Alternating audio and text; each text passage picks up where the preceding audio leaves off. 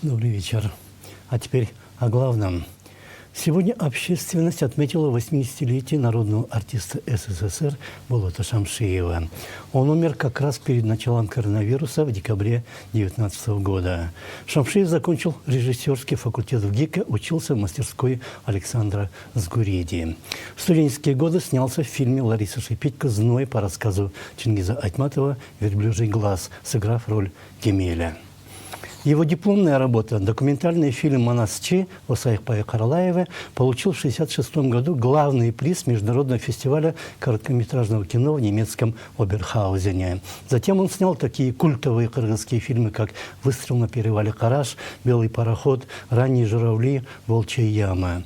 Он нашел Семенкула Чокморова и сделал из него великого артиста. Сегодня в Национальной библиотеке состоялась презентация его романа «Коджомкул. Храброе сердце» об общественном деятеле и легендарном силаче Коджомкуле. А в Доме кино собрались представители общественности и рассказали о творчестве Шамшиева, вспоминая о том времени в середине 60-х годов, которое зарубежная кинокритика назвала «кыргызским чудом». Болот Төлөнөбүз Кокушогон, Мелис Убакеев, Төлөнөш Океев. Как Болот Төлөнович, тогда пришли в кино такие режиссеры, как Мелис Убукеев, Төлөмеш Океев, Альгимантас Видугерис, Геннадий Базаров. Вместе с ними пришли очень талантливые операторы и актеры, и их трудом родилось кыргызское чудо в кино.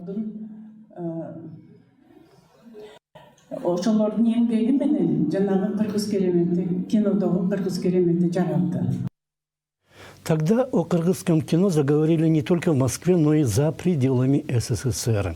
Тогдашние режиссеры не просто снимали кино, у каждого была сверхзадача, только при наличии которой и появляется искусство, в каком бы то ни было жанре. Шамшиев был очень скрупулезным профессионалом. Он прописывал роли артистов, много раз проигрывал с ними эпизоды, пока они не начинали делать перед камерой то, что он задумал. Он говорит: вот сейчас у меня такая сцена, ты должна туда пойти, сказать свою реплику, сюда дойти, я должен секунду измерить. Это не моя роль, это роль других. Но я играла для того, чтобы он посчитал, сколько на эту сцену уходит, оказывается. Чтобы заранее посчитать. Да, потом вдруг, если это лишнее, и мы заново сокращаем какие-то эпизоды, чтобы 1,5 часа хватило. По этим секундам все рассчитано было. Да.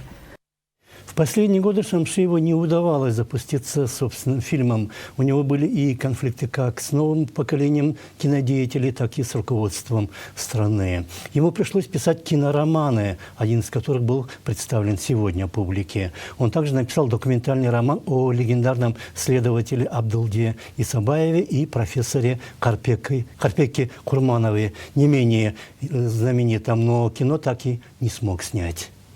Я 25 лет, меня не допускают к кинокамере. А один раз я пытался снимать, у меня отобрали камеру, отобрали деньги. Вот, и это делает наша администрация. Да, призрак Орехового леса. Натуральным образом отняли камеру, отняли деньги.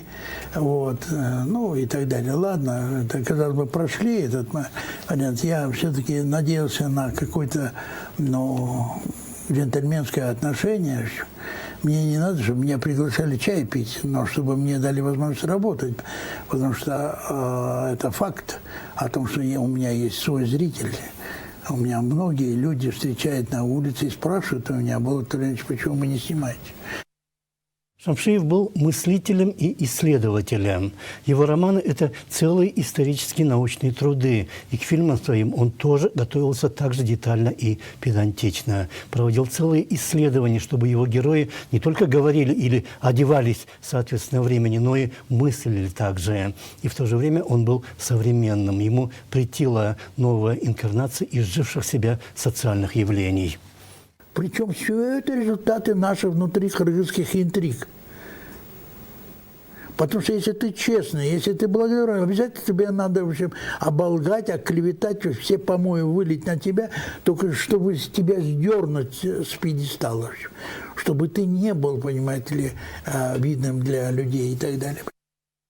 Шамшиева как раз сдернули с пьедестала, и общество, то есть все мы, молча на все это смотрели. Это была программа «О главном», и ее вел я, Наран Аиб. Всего вам хорошего и до свидания.